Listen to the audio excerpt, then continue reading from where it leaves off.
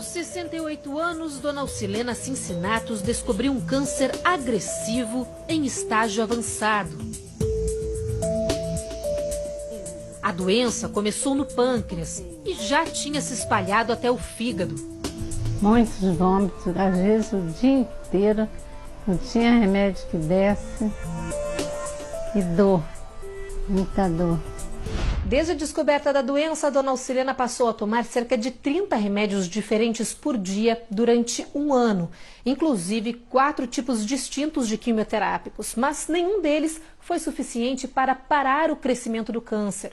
Ela só parou de tomar todos esses medicamentos no mês passado, quando os médicos disseram que não tinha mais o que fazer para deter a doença. E ele falou muito carinhosamente comigo: Rosane, não tenho mais nada para fazer. Agora a gente tem que dar suporte e qualidade de vida para ela. Mas como assim? Não aceito isso. Não aceito, a gente tem que lutar até o final. Rosane e o irmão começaram a pesquisar outras possibilidades de tratamento para a mãe.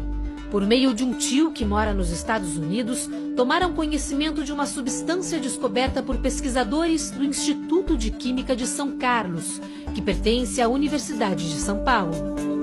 E foi aí que nós começamos uma busca incessante na internet para saber mais a respeito. Conhecemos os cientistas, né, que fizeram a fórmula, ouvimos depoimentos de pessoas que faziam tratamento, sabe? Não foi uma coisa assim de ouvir, eu ouvi falar que isso melhora. Não, nós falamos com as pessoas que realmente estavam usando essa substância e que tiveram resultados positivos. A substância tem um nome complexo: fosfoetanolamina sintética. Ela foi desenvolvida há mais de 20 anos nos laboratórios da USP e vinha sendo usada de forma experimental por centenas de pacientes. Para a droga ser vendida ou distribuída aos pacientes com câncer, faltam etapas importantes, como mais testes e a aprovação das autoridades brasileiras. A droga é a combinação de uma substância muito comum utilizada em shampoos de cabelo, chamada monoetalonamina, e o ácido fosfórico, que é um conservante de alimentos. A mistura dessas duas substâncias gera a chamada fosfoetanolamina, uma versão sintetizada de uma molécula existente no nosso organismo. Antes de entrar na corrente sanguínea, a cápsula é metabolizada no fígado. O composto agiria como uma espécie de marcador para as células cancerosas. Com isso, seria mais fácil para o sistema imunológico do corpo combater a doença.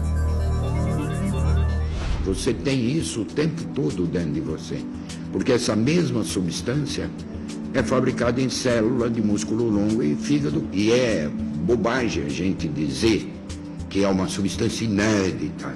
Isso já tem publicação do mundo inteiro. Nós fizemos uma síntese onde a substância tem altíssimo grau de pureza e altíssimo rendimento de reação. O professor aposentado Gilberto Orivaldo Chierici foi o responsável pela descoberta da cápsula. Hoje, ele trava uma batalha para que a substância seja reconhecida e adotada. Eu sou um químico, eu não fiz testes médicos. O que acontece é que esses pacientes te trazem o retorno, apesar de desconhecer, de não ter a prática do médico. Ele disse: olha, meu exame está aqui e aqui está dizendo que eu não tenho mais nada. Isso eu ouvi centenas de vezes.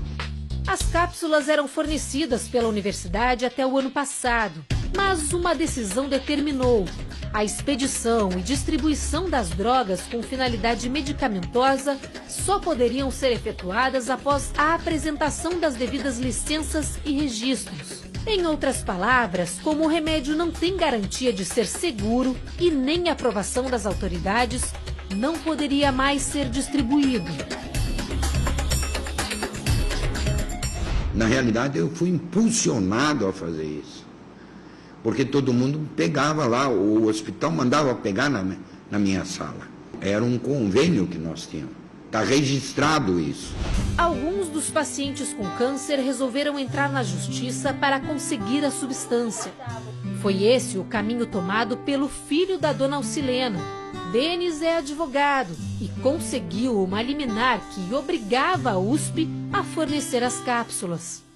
Então ficamos aguardando o envio, que era feito pelo SEDEX, e nesse prazo o presidente do Tribunal de Justiça de São Paulo, ele decidiu cassar essa decisão com mais de 700 outras liminares também. Indignado com a decisão da Justiça de São Paulo, Denis decidiu recorrer à mais alta corte do país.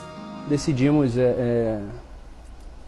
ajuizar uma medida no STF, porque entendemos que seria uma afronta à dignidade da pessoa, o direito à saúde, que é previsto na Constituição Federal. Então, fomos bem-sucedidos.